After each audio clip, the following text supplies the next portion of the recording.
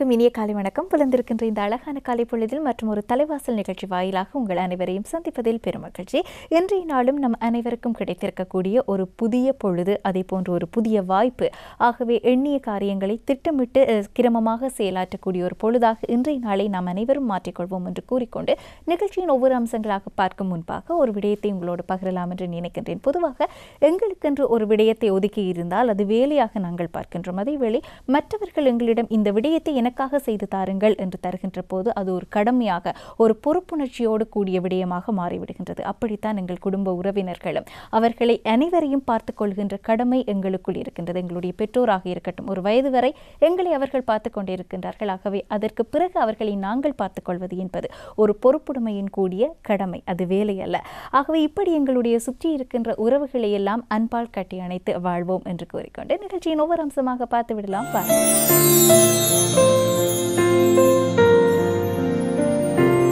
தலைவாசலின் அடுத்த அம்சம் யாவரும் கேளீர். யாவரும் கேளீரில் இன்று நாங்கள் கதைக்கப் போகின்ற விடயம் என்னவென்றால், இந்த வாழ்க்கையை எப்படி வேண்டுமானாலும் வாழ்ந்து விடலாம் என்ற எண்ணம் சிலருக்கு இருக்கக்கூடும். குறிப்பாக இந்த வாழ்க்கை சிறிய காலம் தானே வாழப்போகின்றோம், ஒரு முறைதான் வாழப்போகின்றோம், அதை எப்படி வேண்டுமானாலும் வாழ்ந்து விடலாம் என்ற எண்ணப்பாங்கில் பலர் இருப்பார்கள். ஆனால் வாழ்க்கை இப்படித்தான் வாழ வேண்டும். இந்த சமூகத்தோடு சேர்ந்து வாழ்கின்ற எங்கள் ஒவ்வொருவருக்கும் சில கடமைகள், பொறுப்புணர்ச்சிகள், அதேவேளை சில விடயங்களை நாங்கள் அடைந்து கொள்வதற்கு எங்களை நாங்களே உணர்ந்து கொள்ள வேண்டிய தேவை இவையெல்லாம் இருக்கின்றது என்பதும் பலருடைய அபிப்பிராயம். ஆகவே இன்றைய தினம் நாங்கள் யாவரும் கேளீர் பகுதியில் பேசப் போகின்ற விடயம் வாழ்க்கை வாழ்வதற்கே என்றால் அதை எப்படி ஒரு குடும்பத்தினுடைய அமைதியினூடாக வாழ முடியும் என்பதாக இருக்கின்றது. வாருங்கள் நிகழ்ச்சிகள் செல்லலாம்.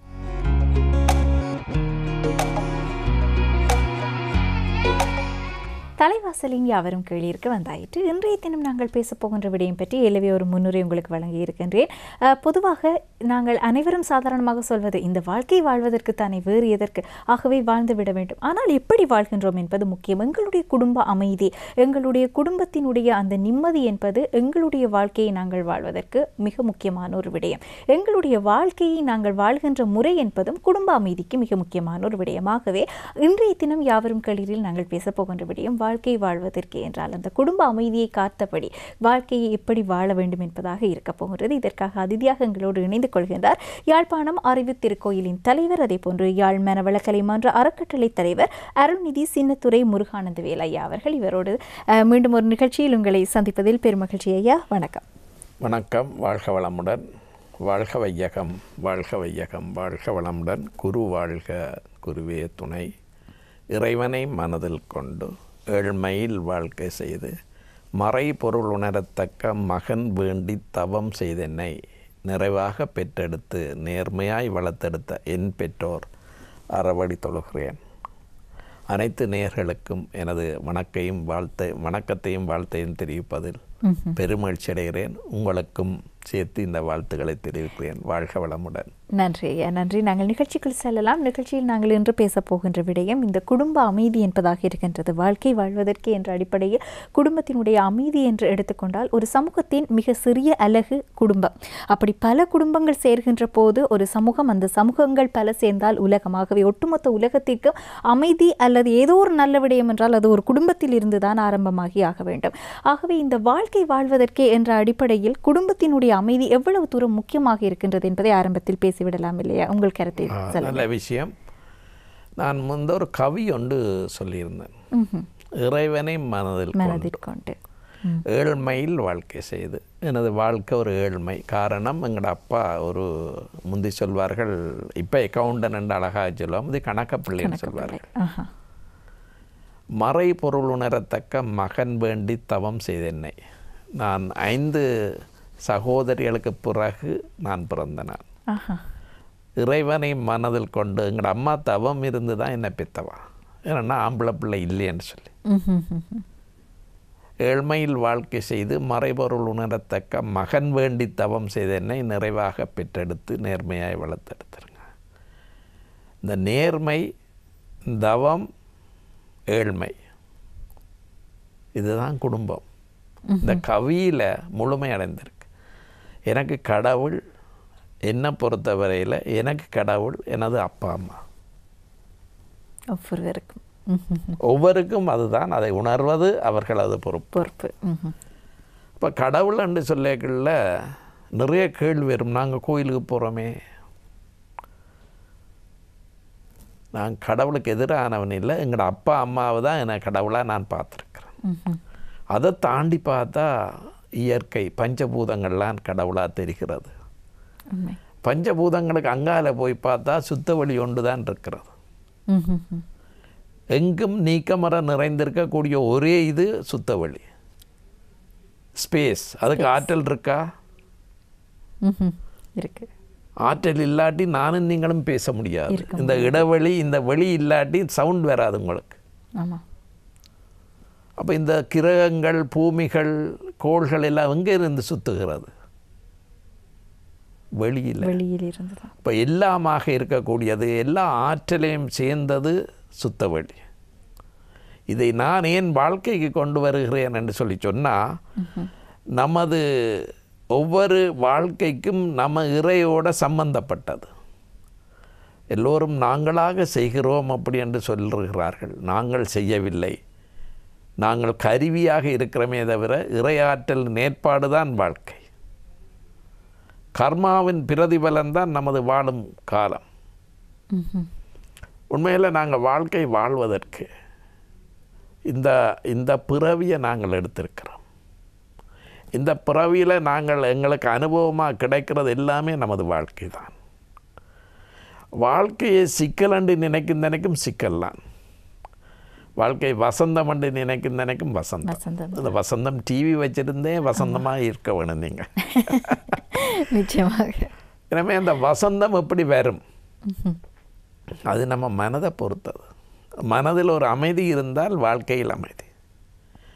அப்போ மனதை எப்படி அமைதியாக வச்சிருக்கணும்? அப்போ தான் நான் ஆரம்பத்திலேருந்து சொன்ன மாதிரி தான், பழைய முதல் தலைவாசல் நிகழ்ச்சியில் சொன்ன மாதிரி, எப்படி நாங்கள் மனதை அமைதி நிலைக்கு கொண்டு வர்றதுக்கு மன அலைச்சூழல் வேகத்தை குறைத்து தியான நிலைக்கு போக வேண்டும். நாமல் எல்லாமே எதிர்மறையாக நாங்கள் சிந்திக்கிறோம். நான் லண்டனில் என்ன ஒரு அம்மா ஒரு கேள்வி கேட்டார்கள். சார் என்று கேட்டார்கள். அவர்களுக்கு வயது கூட இருந்தாலும் நான் டீச் பண்ணுறபடியா, சார் நாங்கள் யாழ்ப்பாணத்தில் இருக்கைக்குள்ள நாங்கள் பெற்றோர்களை மதித்தோம், உறவினர்களை மதித்தோம், பெரியவர்களை மதித்தோம். ஆனால் இங்கு என்னை என்ற பிள்ளைகளும் மதிக்கலை, பேர பிள்ளைகள் ஊதாசீனப்படுத்துகிறது. அது எப்படி சார் அப்படின்னு கேட்டாங்க.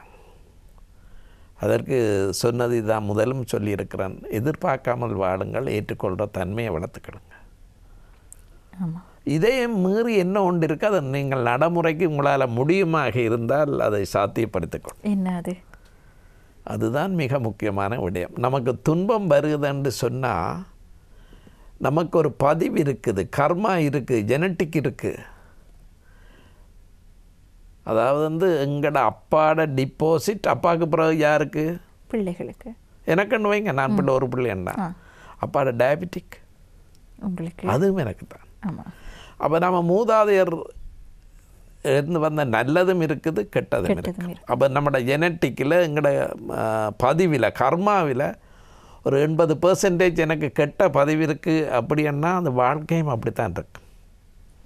இது நாம் வாழ்கிற வாழ்க்கையாக இருந்தாலும் நம்ம பரம்பரை கொண்டு வந்த பதிவுகள் சீதனம் அன்று கூட சொல்லலாம். அப்போ அது எப்படி நாங்கள் அழிக்கலாம்?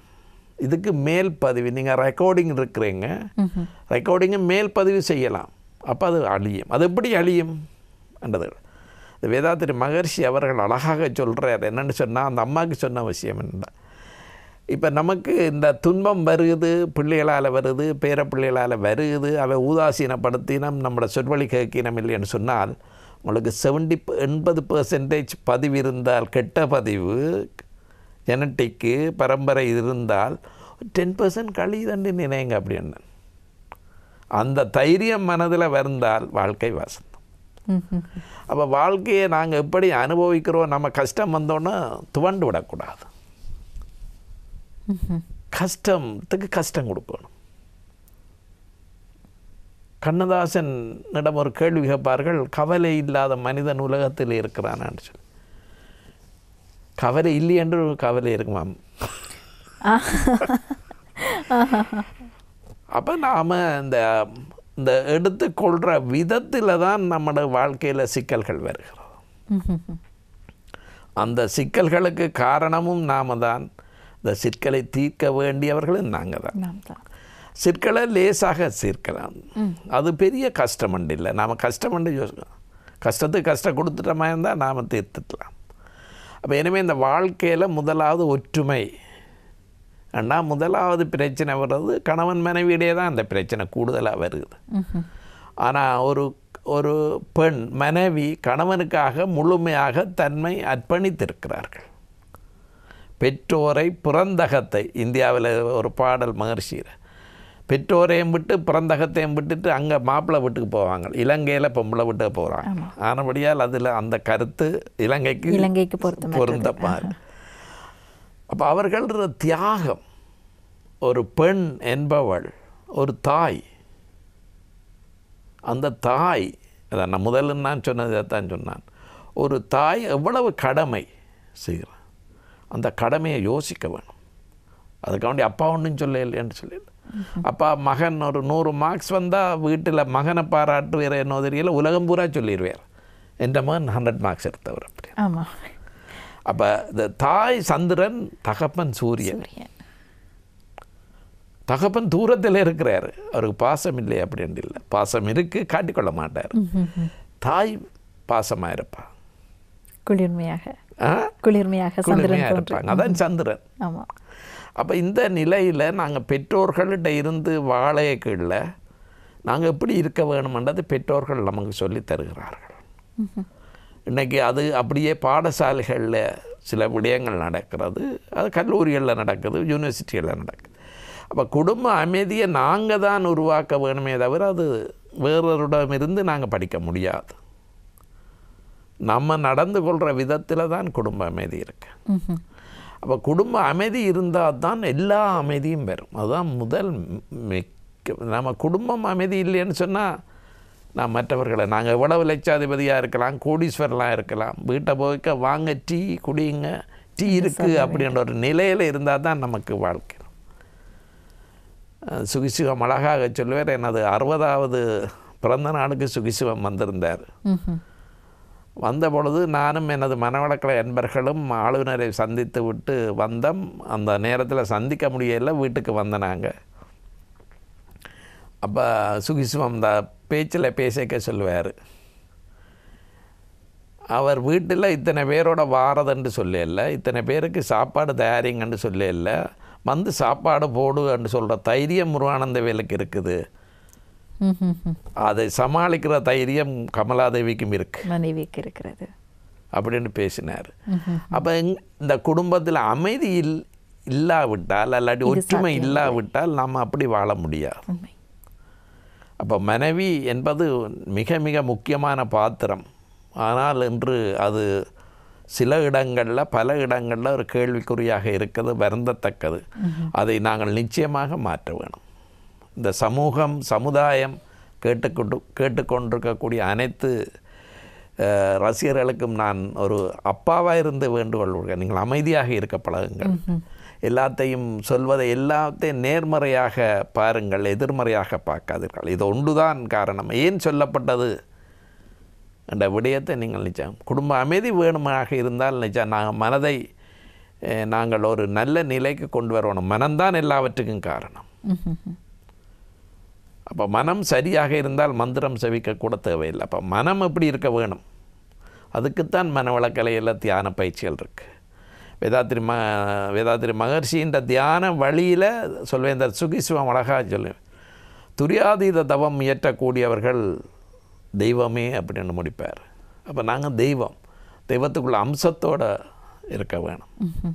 அதாவது ஒரு குரு ஒரு சிஷனிட்ட சொல்வார்கள், இந்த தேவடி இருக்கு இல்லையா, தேவடியில் தண்ணியை நிறைச்சி காட்டுங்க, கடவுளை காணலாம் அப்படின்னு.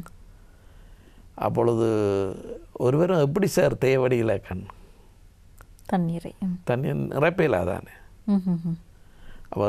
அவர் குரு எழும்பி தண்ணி தொட்டியில் கொண்டே தேவடியை வச்சார். பதமடைந்தோம் ஒன்றானோம் பரமானந்தம். நாம் வேறு தெய்வம் வேறும் இருக்குன்னு நினைக்கும் தண்ணியை நிரப்ப முடியாது. பதமடைந்தோம் ஒன்றானோம் பரமானந்தம். நானும் தெய்வமே, தெய்வங்கள் ஏன் வீட்டில் குழப்பமாக இருக்க வேண்டும்? இன்றைய தினம் நாங்கள் பேசிக்கொண்டிருக்கின்ற விடயம் எங்களுடைய குடும்ப அமைதி என்பது வாழ்க்கை வாழ்வதற்கு என்றால் அதன் மூலமாக குடும்ப அமைதியை கட்டமைத்துக் கொண்டு எப்படி வாழ்வது என்று. ஆகவே அதிதி மூலமாக நாங்கள் பல புதிய விடயங்களை கூட தெரிந்து கொள்ளக்கூடியதாக இருக்கின்றது. கூறுங்கள் நீங்கள் தொடர்ச்சியாக உங்கள் கருத்து. நான் தெய்வம் என்று முடித்திருந்தேன். ஆமாம், நானும் தெய்வம், நீங்களும் தெய்வம், நானும் பிரம்மன், நீங்களும் பிரம்மம். குறிப்பாக அந்த பரிணாம வளர்ச்சியில் ஒரு கேள்வி எழும். அதாவது நாங்கள் ஆறாவது அறிவிப்பு, ஆறாவது அறிவு என்பது சிந்தனா சக்தி உள்ளது தான் மனிதன். மனிதன் முதல் மெய்வாய் கண் மூக்கு செவி. அப்போ ஓர் அறிவில் இருந்து நாங்கள் ஆறாவது அறிவு மட்டுக்கும் வந்திருக்கிறோம். பரிணாம வளர்ச்சியில் நாங்கள் தாவரத்தில் ஸ்டார்ட் பண்ணி தாவரம், புழு, பூச்சி, பறவை, விலங்கினங்கள் மட்டும் வந்து நாங்கள் ஆறாவது அறிவான சிந்தனா சக்தியில் வந்திருக்கிறோம். இப்போ நம்மள்கிட்ட இருக்கக்கூடிய பதிவுகள், அந்த பரிணாம வளர்ச்சியில் ஏற்பட்ட பதிவுகள் நம்மகிட்ட இருக்குது. விலங்கின பதிவில் இருந்து பூச்சி புழுக்கள்ன்ற பதிவுகள் எல்லாமே இருக்குது நம்மகிட்ட. இந்த பதிவை அழிக்கிறதுக்கு, அந்த கெட்ட பதிவுன்னு கூட சொல்ல, அதை அழிக்கிறதுக்கு தான் நாங்கள் இந்த பிறவி எடுத்திருக்கிறோம். பிறவி எடுத்திருந்து நாங்கள் எங்களுக்கு வரக்கூடிய துன்பங்கள் எல்லாம் இந்த பதிவுகள் அழிகிறதுக்கான காரணம்னு நான் முதலில் சொல்லியிருக்கிறேன்.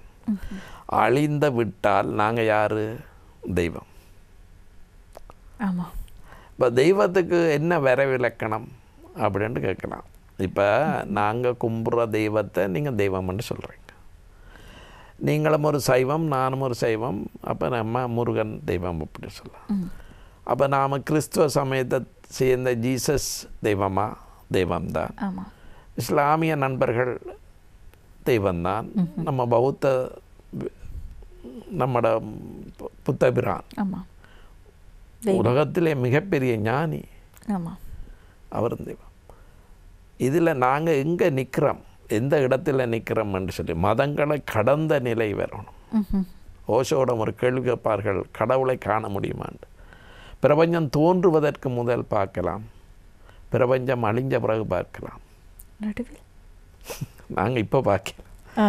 அதே மாதிரி இந்த விடயம் என்ன என்று சொல்லி சொன்னால், நம்ம கவிக்கோ அப்துல் ரஹ்மான் பேராசிரியர் நல்ல ஒரு சிந்தனை. அவர் தொழுகையை முடிச்சிட்டு வெளியே வர்றார் மசூதியில். அப்பொழுது வெளியே ஒரு செருப்பு தைக்கிற தொழிலாளி, இந்து சமயத்தை சார்ந்தவர், தனது ஆயுதங்களை கீழே வச்சு போட்டு மசூதியை பார்த்து கும்பிடுகிறார். கவிக்கோ அப்துல் ரஹ்மான் கேட்குற, தம்பி நீர் இந்து, இது நாங்கள் இஸ்லாமியம், இங்கே நீங்கள் கும்பிடுறீங்களே அப்படின்ற சொன்னார். சாமி இங்கே சாமி இல்லையா? இங்கே சாமி இருக்குன்னு தானே நீங்கள் கும்பிடுறீங்க. கவிக்கோ அப்துல் ரஹ்மான் பப்ளிக்காக பகிரங்கமாக சொன்னார், தனக்கு கடவுளை பற்றிய விழிப்புணர்வை உருவாக்கியது செருப்பு தைக்கிற தொழிலாளி. அப்போ நாம் என்ன நிலையில் இருக்கிறோம்? இன்றைக்கி அமைதிக்கு ஏன் நாங்கள் இவ்வளோ கஷ்டப்படுறோம் என்றால் நம்மளோட பிரிவினைகள் கூட. தென்கட்சி சுவாமிநாதன் ஐயா அழகாக சொல்வார், ஒரு கோயிலில் புறாக்கள் கொஞ்சம் இருக்கின்றன, அங்கே கும்பாபிஷேகத்துக்கான ஆயுதங்கள் நடைபெறுகிறது. அப்போ புறாக்கள் பெயிண்டிங் நடந்த பிறகு புறாக்கள் எல்லாம் அடுத்த மசூதியில் போய் உட்காந்துட்டு, மசூதியில் உட்காரங்க, அங்கே நோன்பு பெருநாள் வந்துச்சு. அப்போ எல்லா புறாக்களும் போய் தேவாலயத்துக்கு போயிட்டு, கிறிஸ்துவ தேவாலயத்தில் இருக்கும் பொழுது அங்கேயும் கிறிஸ்மஸ் வந்துட்டு அங்கேயும் ரிப்பேர் நடந்தோன்னே அப்படி எல்லாருமே கும்பாபிஷேகம் நிறைவுற்ற கோயிலில் வந்து உட்கார்ந்துருக்கணும். எல்லா புறாக்களும் கீழே நிலத்தில், இவையெல்லாம் கோபுரத்தில் இருக்கணும், நிலத்தில் சண்டை நடக்கிறது, சாதி சண்டை. அப்போ புறாவின் குஞ்சு கேட்குறது ஒரு கேள்வி, அம்மா இங்கே என்ன சண்டை நடக்குது? அவங்ககிட்ட நிறைய சாதி இருக்குது, சண்டை வரும், மேல் சாதி கீழ் சாதி என்றெல்லாம். ஆனால் எங்கிட்ட கோயிலில் இருந்தாலும் புறாத்தான், பள்ளிவாசலில் இருந்தாலும் புறாத்தான், தேவாலயத்தில் இருந்தாலும் புறாத்தான். எங்கள்கிட்ட பேதம் கிடையாது. அவர்கள் பேதம் இருக்கிறபடியாக தான் கீழே இருக்கிறார்கள். அவர்கள் கீழானவர்கள், நாங்கள் மேலானவர்கள், உயரத்தில் இருக்கிறோம் அப்படி என்று சொன்னார்கள். அது நாங்கள் சிந்திக்க வேண்டிய விஷயம். நம்ம மத்தியில் வாழ்க்கையில் நம்மளுக்குள்ள பிரச்சனைகளுக்கு மூல காரணங்களும் சாதி சமய வேறுபாடுகள் தான்.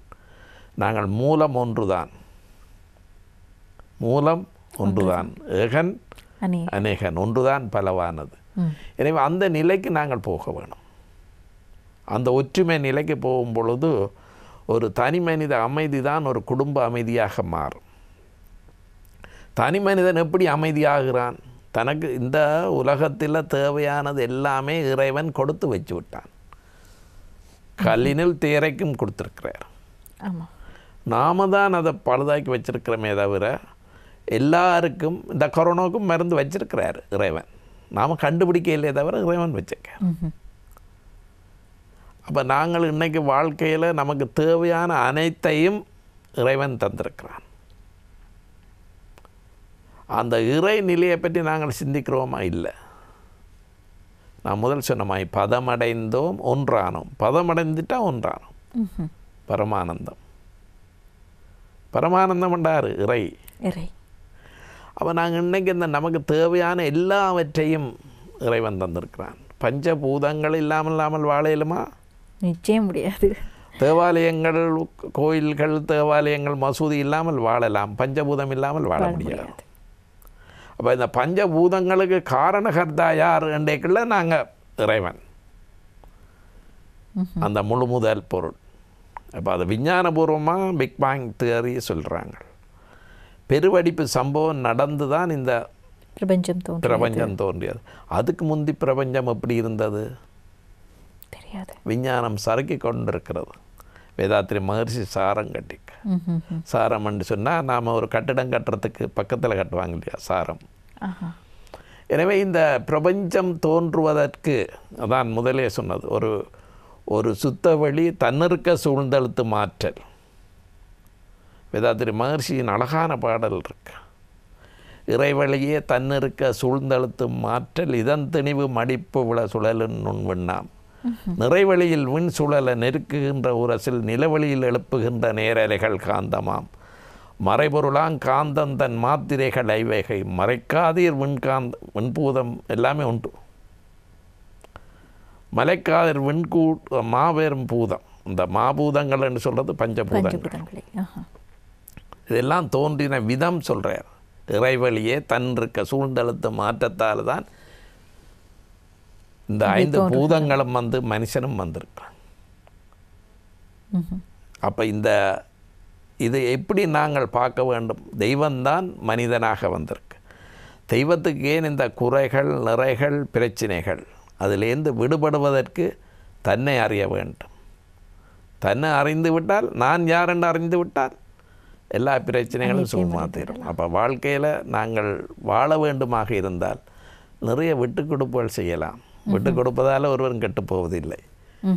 எனவே ஒரு அற்புதமான நிகழ்ச்சி இன்றைக்கு நான் வந்த நேரத்தில் இருந்து எனக்கு ஒரு அற்புதமாக இந்த நிகழ்ச்சியில் கலந்து கொண்டிருக்கணும். அப்போ மனிதன் வாழ்க்கையை வளமாக வாழ்வதற்கு வேறு யாரும் காரணம் இல்லை, நாம தான் காரணம். அப்போ நம்மை திருத்தி கொண்டால் அல்லது நம்மை மாற்றிக்கொண்டால் நிச்சயமாக வாழ்க்கை நன்றாகவே இருக்கும். எனவே நாங்கள் இந்த வாழ்க்கையில் எப்படி வாழ வேணுமென்று நமக்கு நாமே ஒரு நியதிகளை கடைப்பிடிக்க வேண்டும். மற்றவர்களுக்கு துன்பம் செய்யாமல் நான் எனது வாழ்நாளில் யாருடைய உடலுக்கோ மனதுக்கோ துன்பம் தர மாட்டேன்.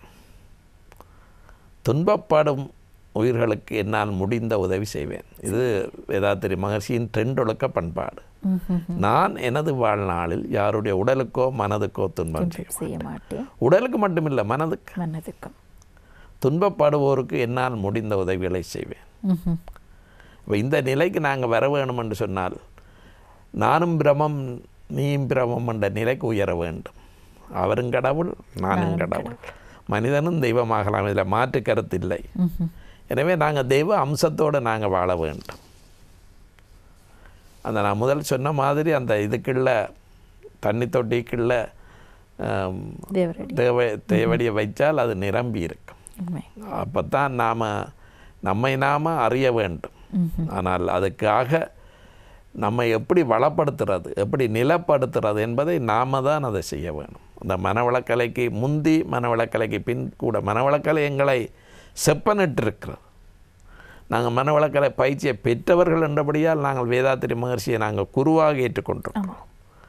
அவர் எல்லா இடத்திலும் எல்லா சம்பவங்களுக்கும் அவர் எங்களுக்கு உதவியாக இருந்திருக்கிறார்.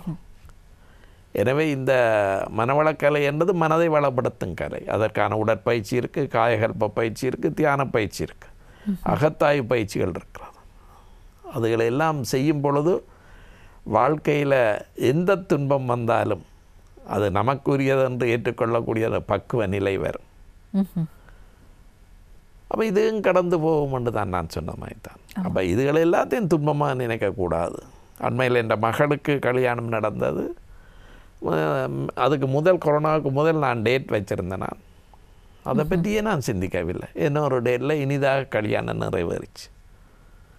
அது காலத்தால் நடக்கும். அந்த காலத்தை உருவாக்குகிறது இறைவன். அந்த காலத்தோடு ஒத்துழைக்க வேண்டியது மனுஷன். நம்முடைய கடமை. அது நிச்சயமாக சரியாக தான் செய்யும். நம்ம சந்தோஷமாக இருக்கிறது என்பது நம்மளை பொறுத்ததில்லை, மற்றவர்களை பொறுத்ததில்லை. நாங்கள் எல்லாமே மற்றவர்களை தான் சார், இவராலான் எனக்கு கோபம் வருது, இவராலான் எனக்கு பிரச்சனை, இவராலான்னு சொல்ல. உண்மைதான். அதை முதல் மாற்றுங்கள். நம்மால் நம்ம பிரச்சனை ஒன்று இல்லையான்னு சொன்னால் அதற்கான ஏற்பாடு இறைவன் ஏற்கனவே செய்து வச்சிருக்கிறான். உலகத்தில் உள்ள அனைத்து மக்களுக்கும் உணவு இருக்கிறது, காற்று இருக்கிறது, தண்ணி இருக்கிறது, வெப்பம் இருக்கிறது, எல்லாமே இருக்கிறது. ஒன்றும் நாங்கள் செய்யவில்லை. இந்த விஞ்ஞானம் இந்தளவு தூரம் ஒரு ஒரு ஒரு பிடி சோற்றை இரத்தமாக மாற்ற முடியுமா? இந்த விஞ்ஞானம் மாற்ற முடியுமா? மாற்ற முடியாது. அதுதான் இறைவன். இந்த மதங்கள் முதல் வந்ததா, மனிதன் முதல் வந்தான்ற ஒரு கேள்வி கூட இருக்கு. நிச்சயமாக மனிதனாகத்தான் இருக்கும். உருவானது பெருசா, உருவாக்கினது பெருசா? உருவானது பெருசா, உருவாக்கினது பெருசா? உருவாக்கினது பெருசான்னு சொன்னா சிலையை யார் உருவாக்கினது? மனிதன், சிப்பி. அப்போ சிப்பியை கும்பிடாம என் சிலையை கும்பிடுறீர்கள்? நியாயமான கேள்வி. சரி, அதுக்கு மந்திரம் இருக்குது, யந்திரம் வச்சிருக்கு, குருக்கள் செய்திருக்கிறேன்னு சரி. அப்போ என் குருக்களை கும்பிடாம சிலையை கும்பிடுகிறார்கள். மரத்தை மறைத்தது மாமத யானை, மரத்தில் மறைந்தது மாமத யானை. கல்லாக பார்த்தா கல், கடவுளாக பார்த்தா கடவுள். எல்லா இடத்திலும் இருக்கக்கூடிய இறைவன் அந்த வடிவத்தில் இருக்கிறார். பரத்தை மறைத்தது பார் முதல் பூதம், பரத்தில் மறைந்தது பார் முதல் பூதம். எனவே இந்த இறை என்பது எல்லா இடத்திலும் நீக்கமர நிறைந்திருக்கிறது. நமக்கு உள்ளும் புறவுமாக இந்த இறைநிலை இருக்கிறது. இந்த இறைநிலை நிச்சயமாக ஒவ்வொருவர் வாழ்க்கையும் வளப்படுத்தும், அமைதி கொண்டு வரும். எனவே இந்த ஒரு சந்தர்ப்பத்தை எனக்கு வழங்கியிருக்கிறீர்கள். உங்களுக்கு வாழ்த்துக்களையும் நன்றிகளையும் தெரிவித்து, நான் மறை கற்றவர்கள் ஞானி அல்ல, நான் மறைய கற்றவர்கள் ஞானி என்று சொல்லி நிறைவு செய்கிறேன். நன்றி, வணக்கம், வாழ்க வளம். ரசிகர்கள் அனைவர்களுக்கும் எனது வாழ்த்தையும் தெரிவித்து, அருட்பேராற்றல் கருணையினால் நீங்கள் அனைவரும் உடல் நலம், நீளாயுள், நிறை செல்வம், உயர்வுகள், மெஞ்ஞானம் ஓங்கி வாழ்க வளமுடன், வாழ்க வளமுடன். சாம்பவி அவர்களும் வாழ்க வளமுடன். அனைவருக்கும் நன்றி. வசந்த டிவி நேயர்களுக்கும் நன்றி. வசந்த நிர்வாகத்துக்கும் நன்றி. வாழ்க வளமுடன்.